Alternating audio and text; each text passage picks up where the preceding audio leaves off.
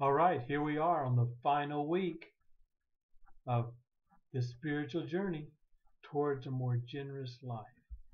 I hope you were able to do some of the homework. It was good stuff. The steps that they took you through of how to put your house in order and making sure that everything was ready. I mean, we don't like to think about whether or not we're going to die, but we never know when that day is going to come. And so we're encouraged to put our house in order. And so I encourage you to get the worksheet and to take that step-by-step process and to put our house in order. Like I said, we're on our final week here. And this final week is going to get really, really deep. So I encourage you to be prepared for this final week as we talk about living generously. Our giving is an act of worship. Romans chapter 12 talks about what true worship is really like. And it says, therefore, verse 1, therefore I urge you, brethren, by the mercies of God, to present your bodies as living and holy sacrifices, acceptable to God, which is your spiritual service of worship. Worship is a giving completely, totally, 100% of ourselves to God. That includes our giving. Our giving is an act of worship. Oftentimes when we think about I went to worship or I'm going to worship, sometimes we think about prayer and people that are praying. We think that's worship. Others say, oh, worship is when we sing songs of praise to God and we hold up our hands and sing to the Lord in heaven. And that's worship. Worship is prayer.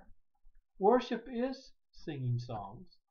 But worship is so much more than prayer and singing songs. Worship is what we do with our lives. Worship is what we do with our bodies. Worship is what we do with our resources. Worship is what we do with the spiritual gifts that God has given to us. And so when we're talking about this spiritual journey towards a more generous life, we're talking about worship. We're talking about worshiping the Creator God, giving to Him in a generous way. Have you thought about your giving as an act of worship? We're encouraged to tithe of everything that we have in the land. We're encouraged to worship God in spirit and truth. We're told that we cannot serve two masters. We either love the one or hate the other, or it goes on to say, or we're devoted to one or despise the other. And then Jesus says there, Matthew 6:24, you cannot serve both God and money. So either we are serving money or we are serving God in our worship. Again, Ellen White, this time from Counsels on Sabbath School Work. She says, God has made men stewards.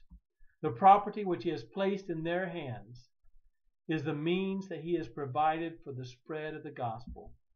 The finances that He gives to you, the finances He gives to me, that's what He has decided is to be used for the spread of the gospel. To those, she goes on and says, to those who prove themselves faithful stewards, He will commit greater trust. Saith the Lord, them that honor me I will honor. God loveth a cheerful giver. And when His people with grateful hearts bring their gifts and offerings to Him, not grudgingly or out of necessity, His blessing will attend them as He has promised. Oswald Chambers wrote, worship is giving to God the best He has given to us. Oh, what a thought. Our worship. Giving to God the best that we have. And if we have the best, who has given it to us? But God. Let's worship God with our best. Let's worship God with all that He has given to